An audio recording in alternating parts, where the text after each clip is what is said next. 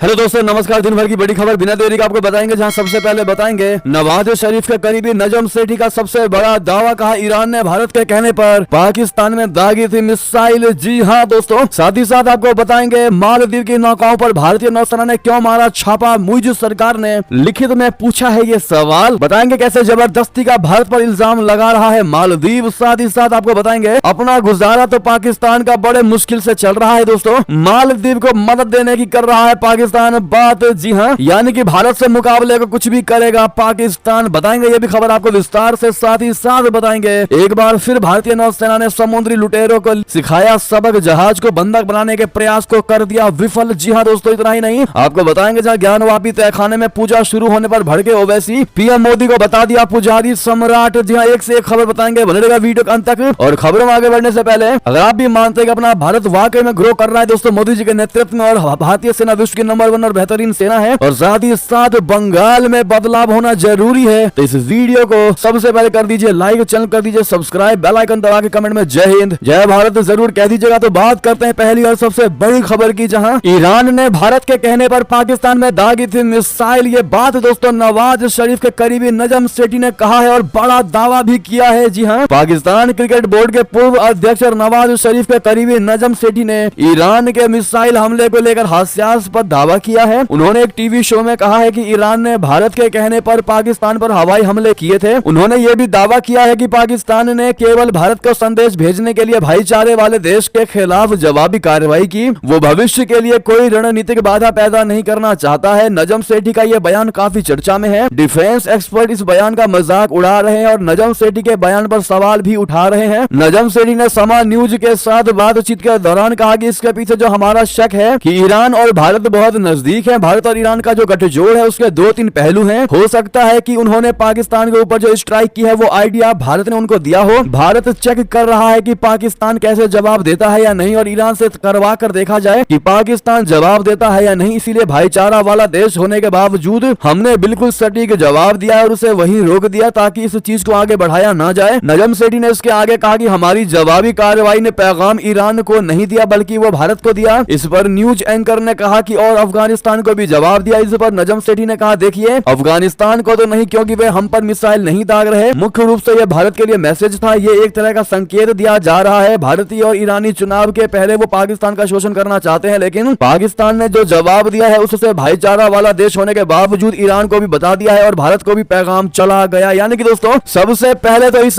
नजम सेठी ने भारत पर बड़ा ही गंभीर और बेबुनियाद आरोप लगाया है दोस्तों, जिसकी कोई सीमा ही नहीं है। क्योंकि किसी देश ने किसी देश पर अटैक किया और आप उसका इल्जाम भारत पर लगा दोगे कि भारत के कहने पर वो अटैक हुआ है। यानी कि अगर पाकिस्तान में दोस्तों उस अटैक से बहुत सारे लोग मारे गए होते तो इसका पूरा इल्जाम तो भारत पर ही आ जाता। अगर आप भी मानते हैं कि इस दावे को हल्के में नहीं लेना चाहिए दोस्तों, और भारत को करारा जवाब देना चाहिए, क्योंकि कोई भी बेबुनियाद तरीके से इतना बड़ा और गंभीर आरोप कैसे लगा सकता है बिना सबूत के। और दूसरी चीज दोस्तों, जिस प्रकार से उसने ये बात कही है कि उसने भारत को मैसेज दिया है जवाब देकर ईरान को कि हम भारत को भी जवाब दे सकते हैं, ऐसे में न जाने पाकिस्तान कहां से ऐसी बातें बोल रहा है, जबकि पाकिस्तान को पता है कि भारत ने अपना जवाब देना शुरू किया तो पाकिस्तान की हस्ती ही मिट सकती है। बहरहाल दोस्तों, इस पर आपकी राय तो बनती है। साथ ही साथ अगली खबर की ओर चलें, जहां मुइज़ सरकार ने लिखित में पूछा सवाल। कहा मालदीव की नौकाओं पर भारतीय नौसेना ने क्यों मारा छापा। यानी कि दोस्तों मुइज़ भी अब भारत पर आरोप लगाने की कोशिश कर रहा है, यानी हर तरीके से भारत को घेरने की कोशिश की जा रही है। मालदीव के राष्ट्रपति मोहम्मद मुइज़ ने यह तय कर लिया है कि वे भारत के साथ संबंधों को तोड़कर ही दम लेंगे। मुइज़ ने यह ठान लिया है कि भारत जो चुप्पी साध रखा है वो भारत बुलवा कर ही दम लेगा। जी हाँ, इस कारण आज भारत मालदीव कोर ग्रुप की दूसरी बैठक के दौरान मालदीव के नुमाइंदों ने तनाव बढ़ाने में कोई कसर नहीं छोड़ी। मुइज़ सरकार ने भारत से लिखित में पूछा है कि भारतीय तटरक्षक बल ने मालदीव की एक्सक्लूसिव इकोनॉमिक जोन में मछली पकड़ने वाली नौकाओं पर छापा क्यों मारा। हालांकि मालदीव की नौसेना ने इस बात से इनकार किया है कि उनके जल क्षेत्र में विदेशी सैनिकों की उपस्थिति थी। मालदीव के मीडिया मिहारू न्यूज ने लिखा है कि मालदीव सरकार ने आधिकारिक तौर पर भारत सरकार को बुधवार को मालदीव विशेष आर्थिक क्षेत्र में मछली पकड़ने वाले जहाजों में भारतीय तटरक्षक कर्मियों के प्रवेश का कारण लिखित में देने के लिए लिखा है। मुइज़ सरकार के एक वरिष्ठ अधिकारी ने मिहारू न्यूज को बताया कि हमने लिखित जवाब मांगा है कि हमें बताएं कि ये कैसे हुआ। हालांकि मालदीव के इस मीडिया रिपोर्ट पर भारत की तरफ से कोई टिप्पणी नहीं आई है। मालदीव नेशनल डिफेंस फोर्स यानी MNDF ने कहा है कि तटरक्षक बल उन विदेशी सैनिकों की राष्ट्रीयता निर्धारित करने में असमर्थ है जो बुधवार को कथित तौर पर मालदीव के जल क्षेत्र में मछली पकड़ने वाली कई नौकाओं पर सवार हुए थे। जब दोस्तों उनको पता ही नहीं है, मालदीव की सेना को, डिफेंस फोर्स को पता ही नहीं है कि किस देश के सैनिक ने उनके मछली पकड़ने वाले नौकाओं को घेर करके इसकी तलाशी ली, तो फिर वो भारत पर इल्जाम कैसे लगा सकता है? कैसे वो मालदीव समझ सकता है कि भारत ने ही उन जहाजों को रोककर तलाशी ली होगी? ये सरासर दोस्तों मालदीव भी बेबुनियाद आरोप लगाने की कोशिश कर रहा है भारत पर। ऐसा लग रहा है कि भारत जिस प्रकार से सक्सेस कर रहा है दोस्तों, लगातार प्रगति कर रहा है और एक सुपर पावर कंट्री बनने की ओर अग्रसर है अपना भारत। ऐसे में चारों तरफ से भारत को गिराने की कोशिश की जा रही है, भारत के तरक्की में हस्तक्षेप करने की कोशिश की जा रही है। ऐसे में अगर आप भी मानते हैं कि भारत की मोदी सरकार को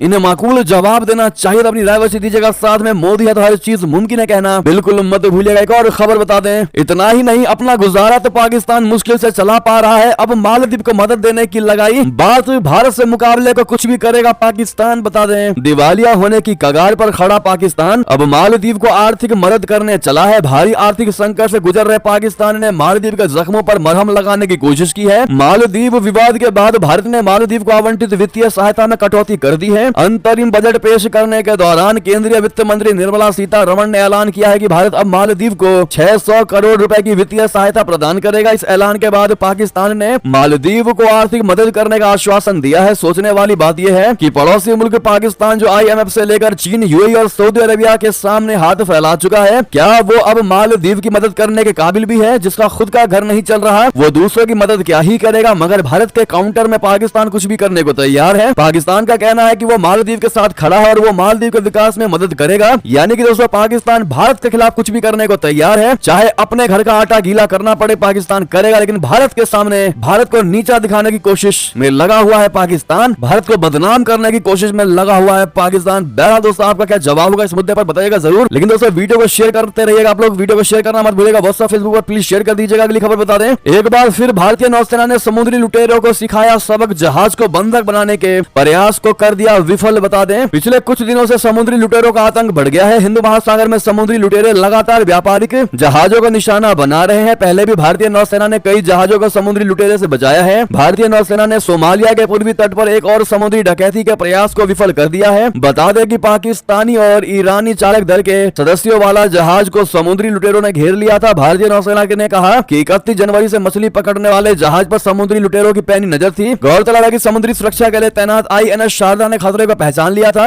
INS शारदा ने शुक्रवार तड़के जहाज को रोका और चालक दल की सुरक्षित रिहाई के लिए समुद्री लुटेरों को घुटने टेकने के लिए मजबूर किया। इस दौरान नौसेना ने अपने हेलीकॉप्टर और राफ्ट का इस्तेमाल किया। जारी बयान में बताया गया है कि इसमें 11 ईरानी और 8 पाकिस्तानी नागरिक शामिल हैं। जी हाँ दोस्तों, यानी इससे पहले भी जो जहाज बचाया गया था उसमें 19 पाकिस्तानी नागरिक थे दोस्तों, और इस बार यानी कल की बात है जहां पर 11 ईरानी और 8 पाकिस्तानियों को फिर एक बार बचाया गया है। ऐसे में वाकई में लगातार भारत की नौसेना ये सक्सेसफुल ऑपरेशन चला करके दिखा रही है कि हम अब किसी से कम नहीं है। भारत 2014 से पहले का भारत नहीं, ये भारत नया भारत है। जी हाँ दोस्तों, अगली खबर बता दें, चुनाव से पहले कराची में चुनाव आयोग के दफ्तर पर बड़ा हमला। बलूचिस्तान में 10 बम ग्रेनेड धमाके, 8 किलोग्राम IED का इस्तेमाल। जी हाँ, पाकिस्तान में आम चुनाव से पहले हुई हिंसा के कारण चिंता का माहौल है। चुनाव की तैयारियों में लगे अधिकारी बलूचिस्तान प्रांत में 10 बम धमाकों और ग्रेनेड हमलों के कारण तनाव में है। रिपोर्ट्स के मुताबिक चुनाव से पहले हुई हिंसा के कारण हालात को सामान्य बनाने में अधिकारियों को कड़ी मशक्कत करनी पड़ रही है। धमाका करने वाले असामाजिक तत्वों ने कई पुलिस स्टेशनों और उपायुक्त कार्यालयों को निशाना बनाया है। अगली खबर बता दें, भारत के एक कदम से नेपाली किसानों की हुई बल्ले बल्ले, जमकर कमा रहे तगड़ा मुनाफा। दरअसल भारत के चावल निर्यात पर प्रतिबंध लगाने से नेपाल के किसानों की चांदी कट रही है। उनके फसलों की मांग इतनी ज्यादा है कि सरकारी स्वामित्व वाली खाद्य व्यापार कंपनी को धान खरीदने के लिए संघर्ष करना पड़ रहा है। नेपाली किसानों का धान स्थानीय व्यापारी और चावल मिल बहुत अधिक कीमत देकर खरीद रहे हैं। इसके बाद वे इन चावलों को ऊंचे दाम पर स्थानीय बाजारों में बेच रहे हैं और विदेशों में निर्यात भी कर रहे हैं। द काठमांडू पोस्ट की रिपोर्ट के अनुसार वीरगंज में food management and training company के कार्यालय ने कहा है कि उसने दिसंबर के पहले सप्ताह में किसानों से धान खरीदने के लिए नोटिस जारी किया था, लेकिन अभी तक कोई भी अपनी उपज बेचने के लिए आगे नहीं आया है। जी हाँ, साथ ही साथ आपको बता दें दोस्तों, भारत नेपाल ने 3 डेवलपमेंट प्रोजेक्ट्स के लिए किया है समझौता, MOU पर किया साइन। जी हाँ, भारत और नेपाल ने गहरे प्रभाव वाली 3 सामुदायिक विकास परियोजनाओं बोले तो HICDP को शुरू करने के लिए गुरुवार को समझौता ज्ञापन यानी कि MOU पर हस्ताक्षर किए हैं। ये तीनों परियोजनाएं नेपाल में शिक्षा, स्वास्थ्य और संस्कृति क्षेत्र से संबंधित है, जिनकी अनुमानित लागत 762 करोड़ भारतीय रुपए है। 3 परियोजनाओं में प्यूथन जिले के एरावती ग्रामीण नगर पालिका में डांग बंग माध्यमिक विद्यालय के लिए स्कूल और छात्रावास भवनों का निर्माण शामिल है। इसके अलावा खाम लालुंग स्वास्थ्य पोस्ट भवन का निर्माण, तेराथुम जिले में आथराई ग्रामीण नगर पालिका तथा काठमांडू कुंड का चंद्रगिरी नगर पालिका में चंदन भारतेश्वर महादेव मंदिर में निर्माण और बुनियादी ढांचे का विकास कार्य शामिल है। अगली खबर बता दें, जिस संगठन की ताकत का दुनिया में बज रहा है डंका, सऊदी आखिर उसे क्यों दे रहा है धोखा, बता दें।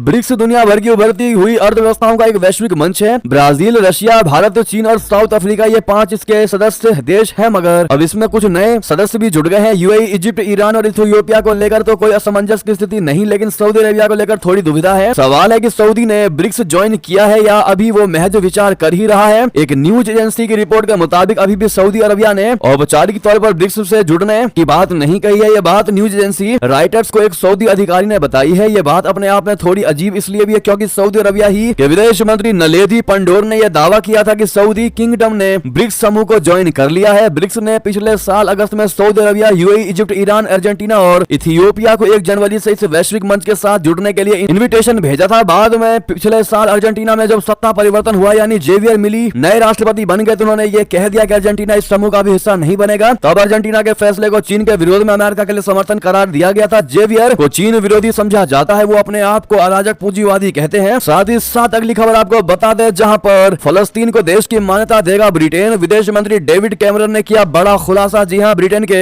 शीर्ष राजनयिक ने गुरुवार को कहा है कि उनका देश गाजा में संघर्ष विराम के बाद इजरायल और फलस्तीनियों के बीच सालों से चल रही बातचीत के नतीजे की प्रतीक्षा किए बिना आधिकारिक तौर पर फलस्तीनी राज्य को मान्यता दे सकता है। विदेश सचिव डेविड कैमरन ने क्षेत्रीय तनाव को कम करने के उद्देश्य से लेबनान की यात्रा के दौरान कहा कि जब तक हमास गाजा में रहेगा तब तक कोई मान्यता नहीं मिल सकती। जी हाँ, नेक्स्ट खबर की बात करें, जहां भारत की जीडीपी के बराबर कर्ज में डूब चुका है मेलोनी का इटली। अब लोन चुकाने के लिए ये है उसका प्लान। बता दें, इटली सिर से पैर तक कर्ज में डूबा हुआ है। देश पर भारी भरकम कर्ज को देखते हुए प्रधानमंत्री जॉर्जिया मेलोनी ने राष्ट्रीय धरोहरों में हिस्सेदारी बेचने का फैसला लिया है। मेलोनी इटली को कर्ज के इस जाल से बाहर निकालने के लिए देश की पोस्टल सर्विस में हिस्सेदारी बेचने जा रही है। निजीकरण कार्यक्रम के तहत पोस्टल सर्विस में हिस्सेदारी बेचने का फैसला किया गया है। मेलोनी सरकार का लक्ष्य पोस्टल सर्विस में हिस्सेदारी बेचकर 2026 तक 21.6 अरब डॉलर जुटाने का है। इसके अलावा सरकार रेलवे कंपनी फेरोवी डेलो स्टेटो और ऊर्जा सेक्टर की कंपनी ENI में भी अपनी हिस्सेदारी बेचेगी। जी हां, अगली खबर बता दें, 5 साल में विदेश में 403 भारतीय छात्रों की हुई मौत। कनाडा है सबसे ज्यादा असुरक्षित। अब विदेश मंत्री ने दिया ब्यौरा। बता दें, विदेश में लगातार हो रही भारतीय छात्रों की मौत ने अभिभावकों को चिंतित कर दिया है। बड़ा सपना लेकर विदेश में पढ़ाई के लिए जाने वाले छात्रों की मौत से अब माँ बाप का दिल जवाब देने लगा है। आखिर कुछ तो वजह होगी जो विदेश में लगातार भारतीय छात्र मारे जा रहे हैं, या तो अज्ञात कारणों से उनकी मौत हो रही है। भारत सरकार ने वर्ष 2018 में विभिन्न कारणों से अब तक हुई छात्रों की मौत का ब्यौरा दिया है। विदेश मंत्री जयशंकर जी ने बताया कि गत 5 वर्षों में 403 भारतीय छात्रों की विदेश में विभिन्न वजह से मौत हो गई है। दोस्तों, इस पर आपकी क्या राय होगी? क्या भारत की मोदी सरकार को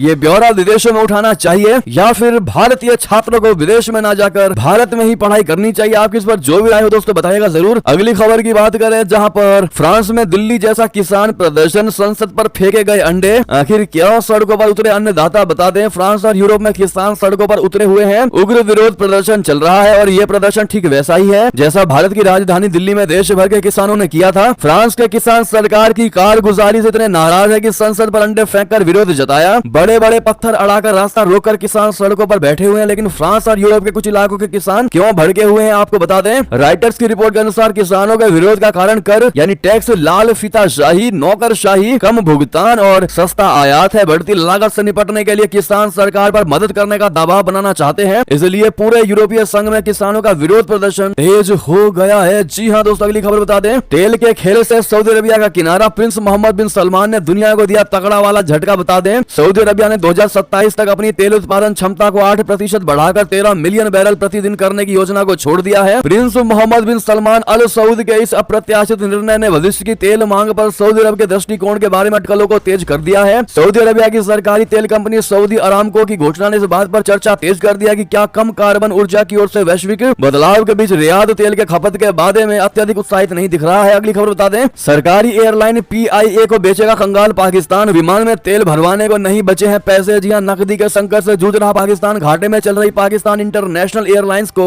का बोझ उठाने को तैयार नहीं है। कुछ महीने पहले ही पाकिस्तान ने PIA के अधिकतर विमानों के उड़ान भरने पर पाबंदी लगा दी थी। हालात इतने गंभीर है कि PIA के पास अपने विमानों में ईंधन भरवाने को भी पैसे नहीं बचे हैं। कंपनी ने खुद के घाटे की भरपाई के लिए स्टॉक की छटनी भी कर दी है। इसके अलावा घाटे वाले रूट पर विमानों के परिचालन को पूर्ण रूप से बंद कर दिया गया है। इसके बावजूद PIA का घाटा रुकने का नाम नहीं ले रहा है। ऐसे में पाकिस्तान की कार्यवाहक सरकार सरकारी एयरलाइन को बेचने की योजना पर काम कर रही है। अगली खबर बता दें, अब फ्रांस में भी चलेगा यूपीआई, भारतीय पर्यटकों को बड़ा तोहफा, यहाँ आएगा काम। बता दें, प्रधानमंत्री नरेंद्र मोदी के यूपीआई को ग्लोबल ले जाने के सपने साकार हो रहे हैं। रिपब्लिक डे को लेकर आयोजित एक कार्यक्रम के दौरान फ्रांस की राजधानी पेरिस में यूपीआई की लॉन्चिंग हो गई है। खास तौर पर एफिल टावर के पास भारत के सबसे बड़े पेमेंट इंटरफेस का इस्तेमाल किया जा सकेगा। भारत के national payments corporation of India यानी एनपीसीआई ने फ्रांस की ऑनलाइन पेमेंट कलेक्शन लायरा के साथ संयुक्त रूप से इसकी लॉन्चिंग की है। फ्रांस में इंडियन एम्बेसी ने बताया कि एनपीसीआई और लायरा के बीच इस सहयोग से भारतीय पर्यटकों को सुविधाएं मिलेंगी। वे अब भारत से बाहर पेरिस में यूपीआई पेमेंट कर सकेंगे। ये दोनों देशों के बीच एक टेक्नोलॉजिकल अलायंस होगा जिसका खास तौर पर भारतीय पर्यटकों को फायदा होगा। भारतीय पर्यटक रुपए में पेमेंट कर सकेंगे। लेकिन लॉन्चिंग के दौरान प्रधानमंत्री नरेंद्र मोदी और फ्रांस के राष्ट्रपति इमैनुअल मैक्रोन की वो तस्वीर भी दिखाई गई जहां पीएम ने हवा महल में यूपीआई से पेमेंट किया था। जी हां दोस्तों, यानी पीएम नरेंद्र मोदी जी ने वाकई में दोस्तों भारत का नाम हर जगह रोशन किया है और इसमें एक एक भारतीय ने अपनी भूमिका निभाई है। बहरहाल ऐसे में लॉन्ग लिव मोदी जी कहना आप लोग मत भूलिएगा। अगली खबर की बात करें जहां भारतीय अमेरिकी निक्की हेली ने खड़ूस बुढ़ा कहकर ट्रंप और बाइडेन पर कस दिया तंज। जी हां, अमेरिका के राष्ट्रपति पद के चुनाव के लिए रिपब्लिकन उम्मीदवार बनने की भारतीय अमेरिकी दावेदार निक्की हेली ने मौजूदा राष्ट्रपति जो बाइडेन और पूर्व राष्ट्रपति डोनाल्ड ट्रंप पर निशाना साधते हुए उन्हें खड़ूस बुढ़ा यानी ग्रम्पी ओल्ड मैन बताया। हेली ने ग्रम्पी ओल्ड मैन फिल्म का जिक्र करते हुए टिप्पणी किया। उन्होंने फिल्म के पोस्टर पर अभिनेताओं के चेहरे के स्थान पर अपने प्रतिद्वंद्वियों के चेहरे लगाकर इसे अपने सोशल मीडिया मंच पर साझा किया है, जो आप स्क्रीन पर देख भी पा रहे होंगे। निक्की हेली का ये ट्वीट जहां पर the rematch nobody wants grumpy old man का ये पोस्टर लगाया गया है। अगली खबर बता दें, ज्ञानवापी तहखाने में पूजा शुरू होने पर भड़के ओवैसी, कहा पीएम मोदी पुजारी सम्राट बन गए हैं। जी हां, ऑल इंडिया मजलिस इत्तेहादुल मुस्लिमीन के अध्यक्ष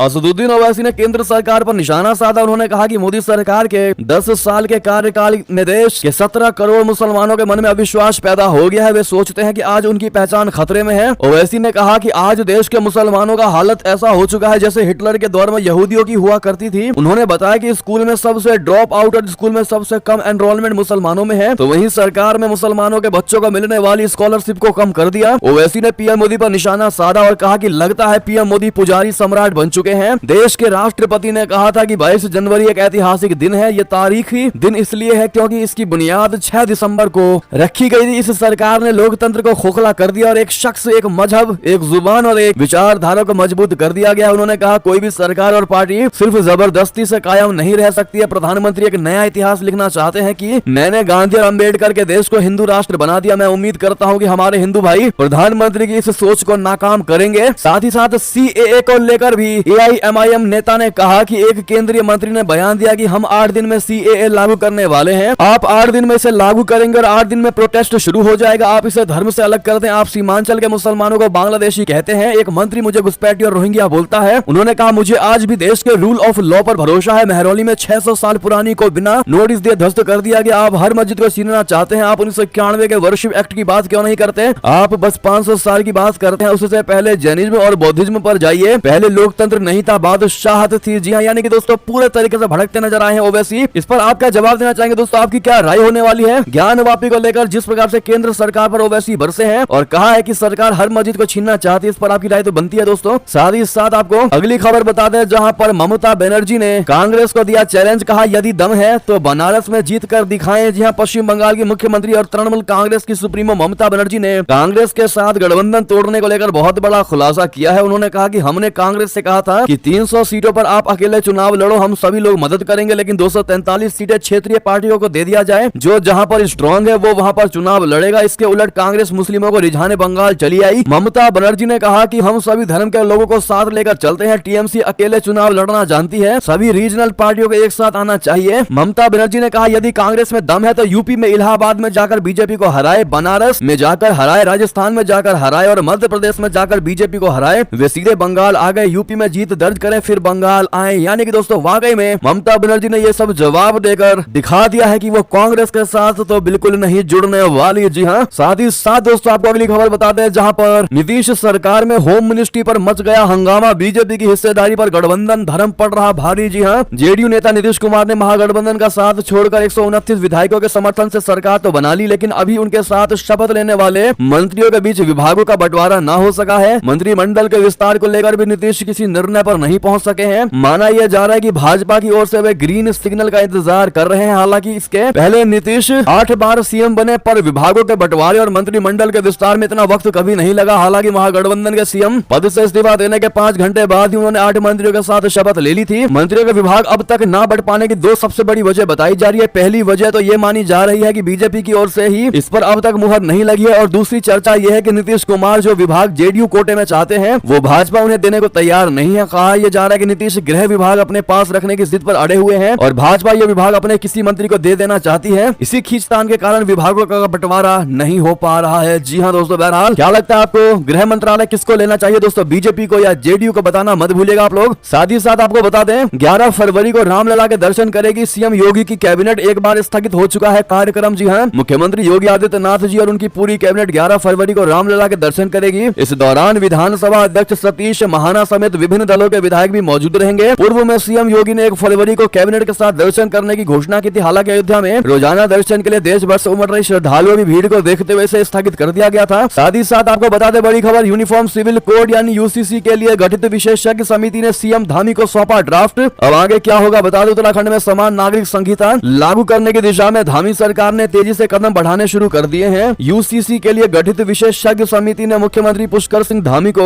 अपनी ड्राफ्ट रिपोर्ट सौंप दी है, जिसे अब कैबिनेट में लाने के बाद विधानसभा में पेश किया जाएगा। इसके बाद इसे पास करवा कर लागू करवा दिया जाएगा। जी हाँ, अब ऐसे में दोस्तों ये तरीके सारी बड़ी खबरें। आपको हमारी खबर कैसी लगी? आशा करता हूँ बहुत अच्छी लगी होगी। अगर थोड़ी भी अच्छी लगी तो इस वीडियो को दोस्तों में, भाइयों में, साथियों में, रिश्तेदारों में शेयर अवश्य कर दीजिएगा। और अभी कर दीजिए इस वीडियो को लाइक, चैनल कर दीजिए सब्सक्राइब, बेल आइकन दबाइए, साथ ही कमेंट बॉक्स में लिख दीजिएगा जय हिंद जय भारत। और यहाँ तक बने रहने के लिए आप सभी का बहुत बहुत धन्यवाद।